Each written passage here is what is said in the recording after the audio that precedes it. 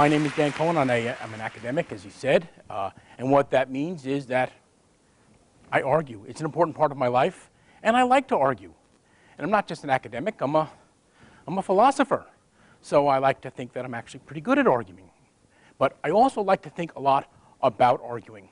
And in thinking about arguing, I've come across some puzzles. And one of the puzzles is that as I've been thinking about arguing over the years, and it's been decades now, I've gotten better at arguing.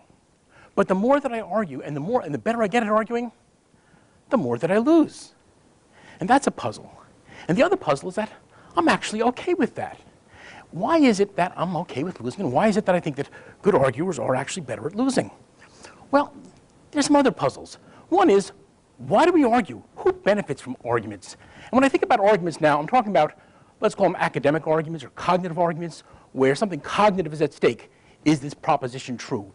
Is this theory a good theory? Is this a viable interpretation of the data or the text, and so on? I'm not interested really in arguments about whose turn it is to do the dishes or who has to take out the garbage. We have those arguments too. I tend to win those arguments because I know the tricks. But those aren't the important arguments. I'm interested in academic arguments today, and here are the things that puzzle me.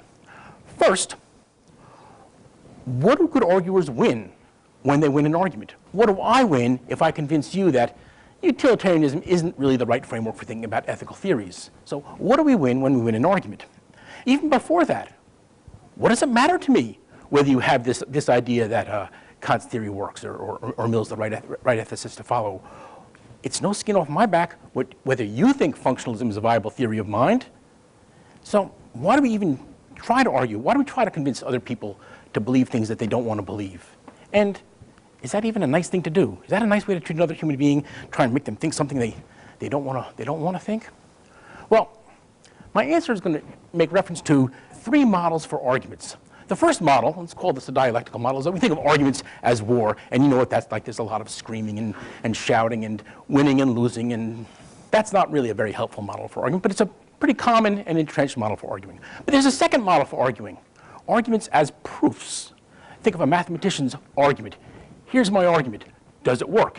Is it any good? Are the premises warranted? Are the inferences valid? Does the conclusion follow from the premises? No opposition, no adversariality, not necessarily any arguing in the adversarial sense. But there's a third model to keep in mind that I think is going to be very helpful, and that is arguments as performances, arguments in front of an audience. We can think of a politician trying to present a position, trying to convince the audience of something. But there's another twist on this model that I really think is important, namely that when we argue before an audience, sometimes the audience has a more participatory role in the argument. That is, arguments are also audiences in front of juries who make a judgment and decide the case. Let's call this the rhetorical model, where you have to tailor your argument to the audience at hand. Presenting a sound, well-argued, tight argument in English before a Francophone audience just isn't going to work. So we have these models: argument as war, argument as proof, and argument as performance. Of those 3, the argument as war is the dominant one. It dominates how we talk about arguments, it dominates how we think about arguments, and because of that, it shapes how we argue, our actual conduct in arguments. Now, when we talk about arguments, we talk in a very militaristic language. We want strong arguments, arguments that have a lot of punch, arguments that are right on target. We want to have our defenses up and our strategies all in order. We want killer arguments. That's the kind of argument we want. It is the dominant way of thinking about arguments. When I said talking about arguments, that's probably what you thought of, the adversarial model. But the war metaphor, the war paradigm or model for thinking about arguments has, I think, deforming effects on how we argue. First, it elevates tactics over substance. Right? You take a class in logic, argumentation, you learn all about the subterfuges that people use to try and win arguments, the false steps. It magnifies the us versus them aspect of it. It makes it adversarial. It's polarizing. And the only foreseeable outcomes is triumph, glorious triumph, or abject, ignominious defeat. I think those are deforming effects. And worst of all, it seems to prevent things like negotiation or deliberation or compromise or collaboration. Think about that. Have you ever entered an argument thinking, let's see if we can hash something out rather than fight it out? What can we work out together? And I think the argument is war metaphor inhibits those other kinds of resolutions to argumentation. And finally, this is really the worst thing. Arguments don't seem to get us anywhere. They're dead ends. They are, what, roundabouts or traffic jams or gridlock in conversation. We don't get anywhere. Oh, and one more thing, and as an educator, this is the one that really bothers me. If argument is war, then there's an implicit equation of learning with losing. And let me explain what I mean. Suppose you and I have an argument. You believe a proposition, P, and I don't. And I say, well, why do you believe P? And you give me your reasons. And I object and say, well, what about? And you answer my objection. And I have a question, well, what do you mean? How does it apply over here? And you answer my question. Now, suppose at the end of the day, I've objected, I've questioned, I've raised all sorts of counter considerations, and in every case, you've responded to my satisfaction. And so, at the end of the day, I say, you know what? I guess you're right, P. So, I have a new belief. And it's not just any belief, but it's a well-articulated, examined, it's a battle-tested belief. Great cognitive gain. Okay, who won that argument? Well, the war metaphor seems to force us into saying, you won, even though I'm the only one who made any cognitive gain. What did you gain cognitively from convincing me?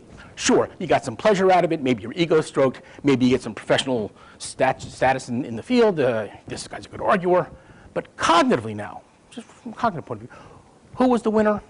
The war metaphor forces us into thinking that you're the winner and I lost, even though I gained. And there's something wrong with that picture.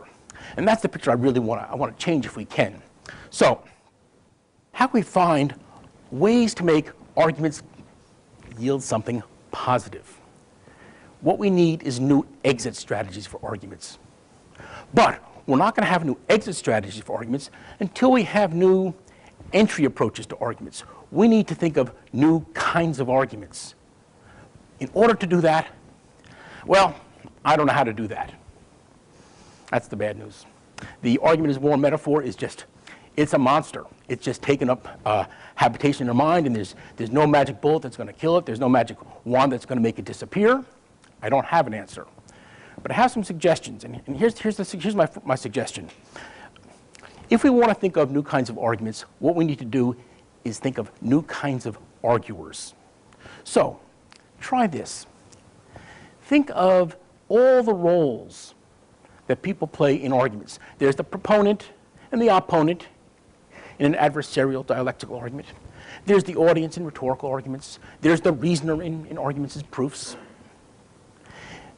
All these different roles. Now, can you imagine an argument in which you were the arguer, but you're also in the audience, watching yourself argue?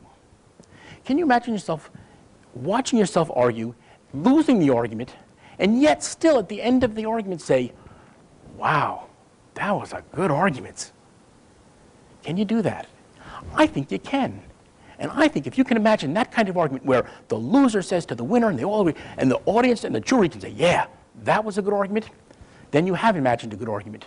And more than that, I think you've imagined a good arguer, an arguer that's worthy of the kind of arguer you should try to be. Now, I lose a lot of arguments. It takes practice to become a good arguer in the sense of being able to benefit from losing, but fortunately I've had many, many colleagues who've been willing to step up and provide that practice for me. Thank you.